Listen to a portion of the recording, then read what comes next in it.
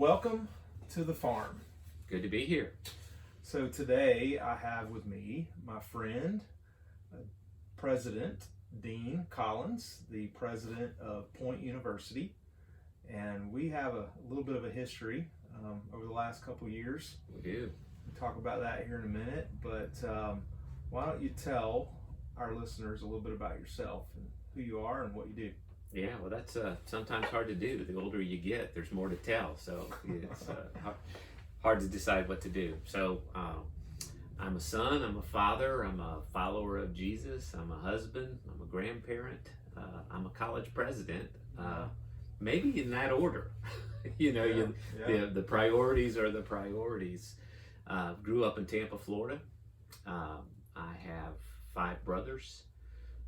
We had no sisters. Never thought about going to college, which is interesting for a college president to say. My dad's father died when he was 10, so and he was from the hills of East Tennessee. So my dad quit school at age 10, and later when he went into the Navy, he got his GED and went to an unaccredited college for a couple of years and never finished. My mom also never finished high school. So I say that as backstory because I'm an unusual person to be in higher education with no model of higher education in my family. Right. So thought I was going to be a musician. I play the guitar and sing, and that was kind of the path I was on coming out of high school. And traveled around, sang in a band some, sang in a Christian band later, and at some point realized I probably ought to get an education. So I was living in Atlanta at that time related to the music stuff I was doing, and I went to this little college called Atlanta Christian College and finished there, went on to Auburn University, did graduate work there. I founded lots of different things, campus ministry, mental health center, my own business twice, worked in human resources in a large public company, and now I'm a college president. So I've got 8 grandchildren, 4 children, and life's good. Yes, sir. Yes, sir. Well, thanks for sharing all that.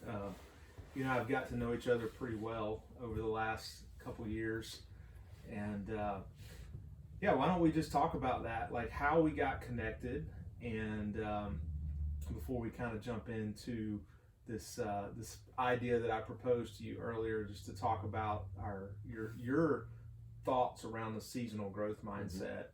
But so the way I recall the story was our mutual friend Andre Kennebrew reached out to me. Andre was on staff at Chick-fil-A Inc. at the time, and since retired. And he was a mutual friend, very instrumental in my journey, not only learning to become a good operator, right. But also coming alongside me and helping me develop people, and been fortunate enough to produce a couple operators myself out of my restaurant because of some of the stuff that Andre and I did together. And so I have a lot of debt that I owe to Andre and his friendship and mentorship. But he suggested one day, hey, you need to meet Dean Collins. And I said, all right, who's this guy and where are we going to meet? And, as I mentioned to you earlier, if Andre told me I needed to, go anywhere, I would have just gone, That's right. just trust and that type of friendship and relationship. So I went down to Point University, and you and I connected that day and had tacos together, and just had some really great conversation. One of the things that I did not expect, and that was, you just talked about it a minute ago, but I did not expect the college president to be as entrepreneurial as you are. And so, that was a very neat thing to experience. And just in our conversation, we talked about a lot of entrepreneurial ideas and thoughts. And so as the day went on, we started talking about a program that I was a part of developing for Chick-fil-A, Lean 365, and I was on the operator panel at the time, and I just had this idea like, hey, what if we could offer a college credit to people that participate in this program, and it would do two things. It would help us attract talent or team members to the program of Lean 365, and because they'd get some free college credit just for participating in it, but then it would give Point a feeder program for potential students. And so we kind of put our heads together on that, and we were able to make that work. And then fast forward, I don't remember exactly how long it was, but a couple months, and we ended up having some conversation about what if we could validate Chick-fil-A training for college credit.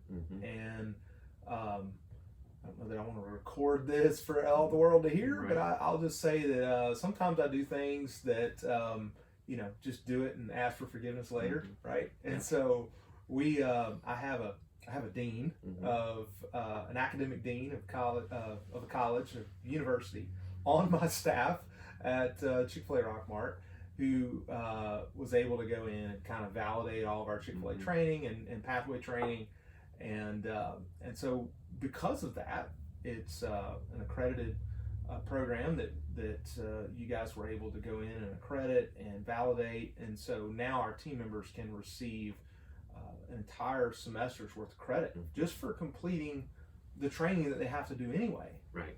And so we're really excited about that. And then I'll let you take over the story from here.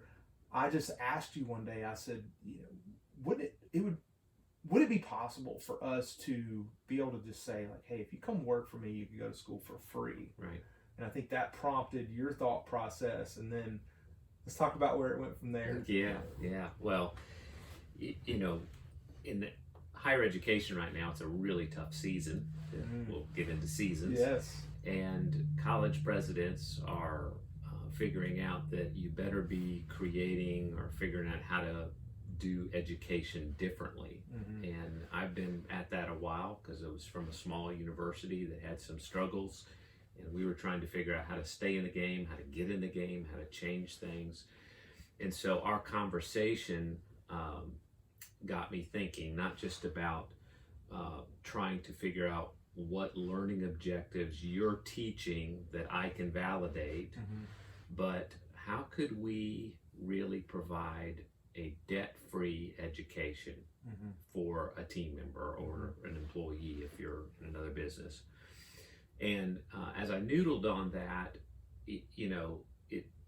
it's impossible, right? Somebody has to pay the professor, etc. But what I started thinking about was, could there be a flat fee that I could pay, or that a business could pay the college, and I have certain assumptions that for that fee I could educate a certain number of people. And that program, after a lot of thought, talking to you, talking to a lot of operators, doing a lot of financial modeling, we figured out that there was a way to answer your question, but it probably can't be answered individually. So if I was only doing this with you, the fee would be much greater than if I can do it with many like you. Right. And so that's kind of what happened. And as we were talking a few minutes ago, I mean, this thing has gone from ideation to a business that's generating over $1 million in revenue already and growing, that gives me income that I then push through the university to pay professors and offer this education, and transform people's lives. And so that's kind of the short version of what's happened, and it's creating new challenges. All of our seasons have some challenges that come with them, right? When all the I'm not a farmer, so I'll probably pick the wrong crop here, but when all the corn needs picked, there's a moment you got to get busy and pick, because it's gonna fall off the stalk at some point and be useless. So And I think that's kind of the season that we're in right now is this harvest season. I mean, it's scramble. It's call everybody you can to come help pick it, because there's a time for that. And we'll talk about that maybe here in just a moment. But kind of shifting gears back to one of the things that I really like to talk about here is this idea of a seasonal growth mindset. And so we could probably talk about so many illustrations of that through just our interactions over the last couple of years. But feel free to go on a personal level or talk about business or talk about the university. But I love to really help people see that adversity is also opportunity for growth. And so, as I often share here and just reiterate over and over again on this podcast, is that the model of growth that our world perpetuates is just this, growth over time is up and to the right and just continuous. And it's every month has to be better than the month before. Every week has to be better than the week before. All metrics have to be continuously growing. And honestly, that's unsustainable. Right. It creates so much pressure that creates anxiety and depression and all kinds of stuff that we're seeing. I mean, mental health is one of the biggest crises our nation is facing and will continue to face into the future. And I just really feel called to perpetuate this message of seasonal growth mindset, because I think what it does is it reframes the way that we think about growth. And so when I ask people like you, who are very successful people from a worldly standpoint, to share your winter season, to share a storm that you've been through, to share a crisis that as we use nature terminology to talk about it, whether it was a hailstorm or a tornado or a hurricane or it was just a long drawn out winter season where you felt like you were outside in the cold, naked and afraid, or something, but yet you can look back and see how that was such an opportunity for growth in your life. And when we reframe our thinking around that, I really feel like this message is to help others in their growth journey, to see adversity as opportunity for growth and not spiral downward into depression or anxiety or whatever. And so take a moment to think about that, share, again, personal, business, academic, whatever you'd like to share. We'd just love to hear your perspective on a winter season. Well, one thing that I would say is, as hard as we all try to segment, you can't segment successfully. So the seasons that you experience personally are going to flow into your business, and the seasons that you experience in business are going to flow into the personal and the family dynamics. So the first two things that came to my mind is my family of origin. There was crisis and lean seasons there. When I was junior in high school, I came home last day of school, and my dad was at the house and said that my mother and my younger brother were moving to another city for the summer, and that he was going to be living elsewhere because he had a new relationship with another person. And I was kind of on my own. And that being on my own at 16, I was going to have a vehicle to drive, but I was given no instructions about my life. Right. And I was in a rock band at the time, and we were doing pretty well. A couple of them were in college, a couple of us were in high school coming into my senior year. That was a dangerous moment, that season, because had I chosen to take advantage of that, and I started down that road, I don't really know what would have happened in my life. But in that shock of scarcity of a family system, there's nobody making decisions, it's you. I got a phone call, and that phone call was from a pastor who happens to be blind. That's a whole different story. Who lived in Cocoa Beach, Florida. I was living in Tampa, and out of the blue, in this phone call, he says, "Would you like to come and work for me this summer and be my summer youth minister?" Now, again, I'm 16 years old. I play the guitar, and he's offered me a job. He said, "Now, we don't really have people your age in our youth group." He said, "They're all elementary kids and middle school kids." He said, "We're 2 blocks from the beach, from the Atlantic Ocean. Why don't you come down?" He says, "I've scraped together some families that would, 10 families that would pay you $10 a week, and you can live with one of the members in the church." And I said, "Well, let me think about it." I don't think I was wise enough to pray about it, but I thought about it for 2-3 days and realized I need to do this. Now that scarce moment produced a need to make a decision, and fortunately I made the right one, because that not only occupied my time, it gave me a purpose, in working with these young people. It put other adults in my life that were kind of speaking into me, and that changed the trajectory of my life.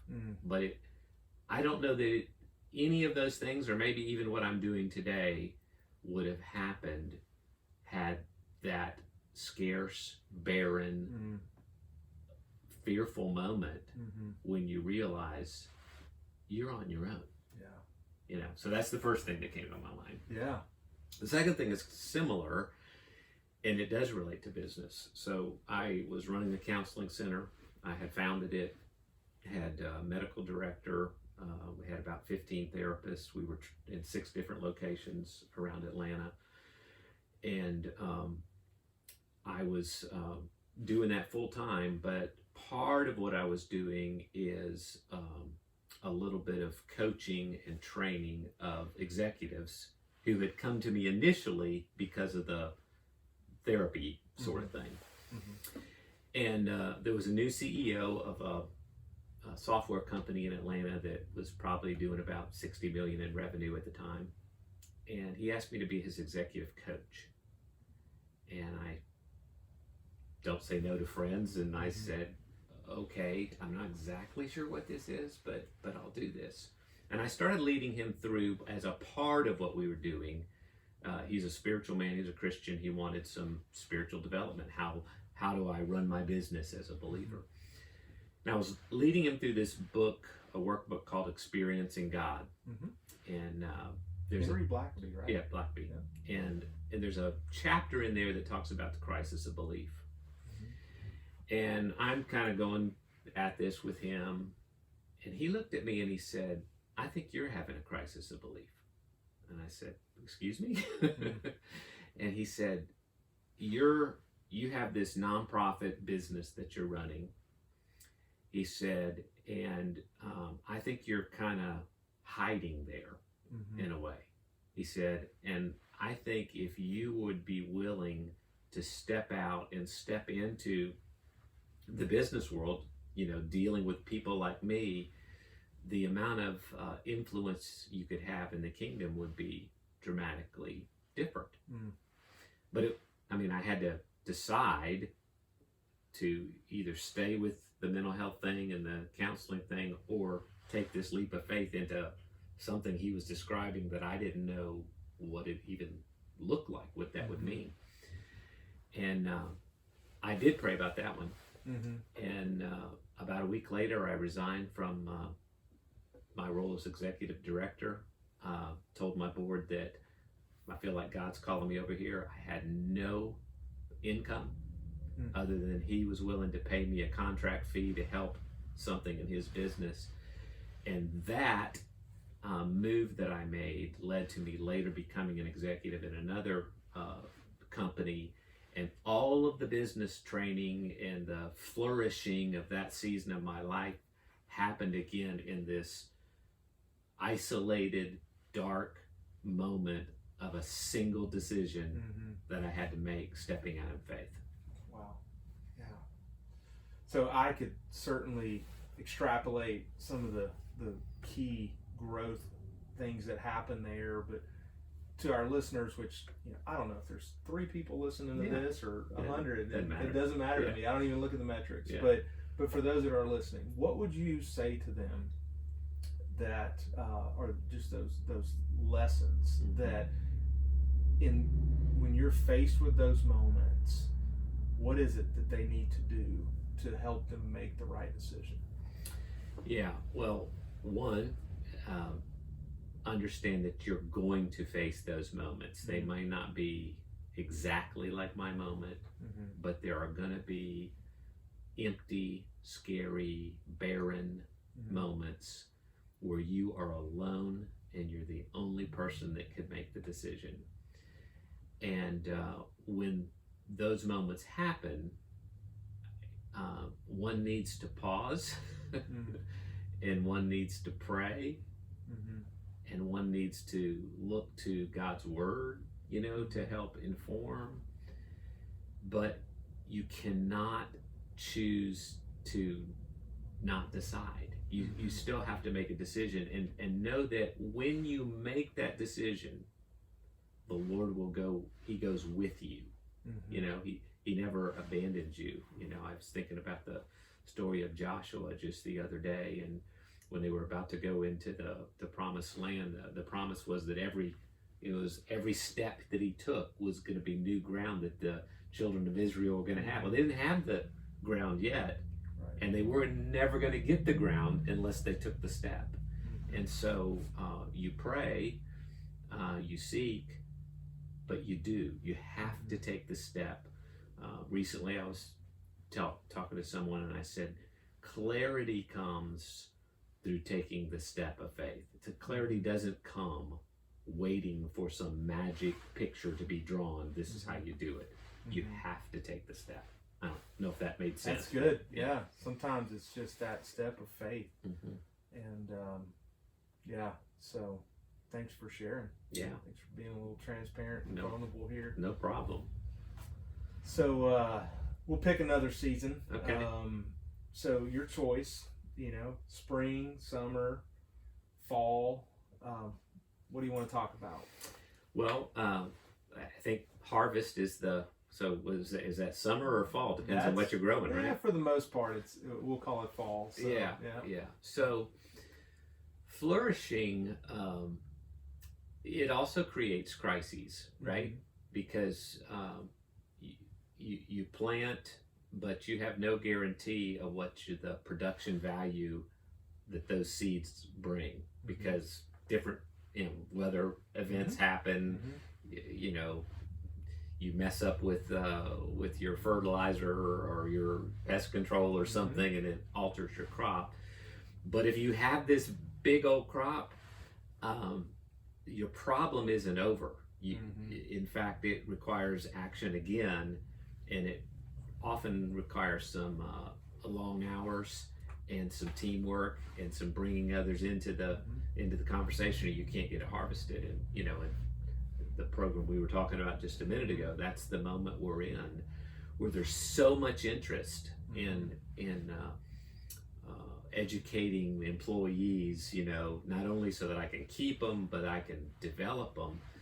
That's creating me as a president to have to step back, to assess different parts of my business that I need to add talent to.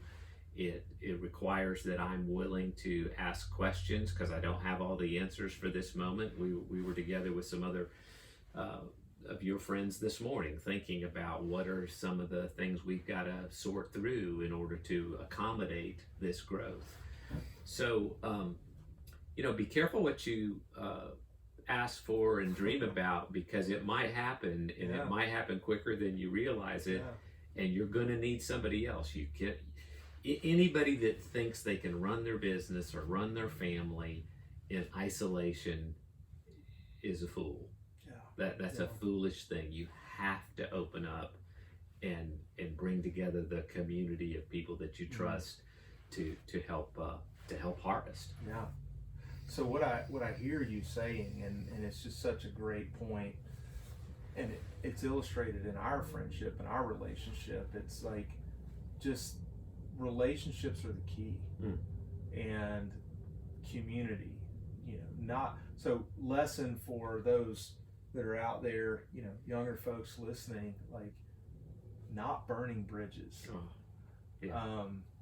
I cannot tell you the number of times that I've had team members that, quit and just burnt the bridge, like, full scale nuclear bomb on the bridge on the way out the door. And it's like, and then 10 years later, they're knocking on the door, and I'm just like, I'm sorry, like, no, we're not rehiring you. Yeah. But, even if you don't have the best of experiences, taking the high road and not burning that bridge, and saying, you know what, I'm gonna bow out gracefully, for whatever reason. It may be personal, it may be, just any circumstance, but you never know when you're gonna need to call in, those relationships to help you harvest the bumper crop that you're experiencing. And so I think that's one of the things that I've learned over the years of just, winning friends and influencing people to steal the Dale Carnegie. Yeah. One of the things that you just triggered for me is, we think about these seasons relative to our business or our family or our personal life, but our relationships go through seasons too. And if you abort that relationship too early, you never see the fruit of what that relationship may produce for you or for somebody else. That's good. And so, people that are open and honest tend to be able to build relationships of trust quicker.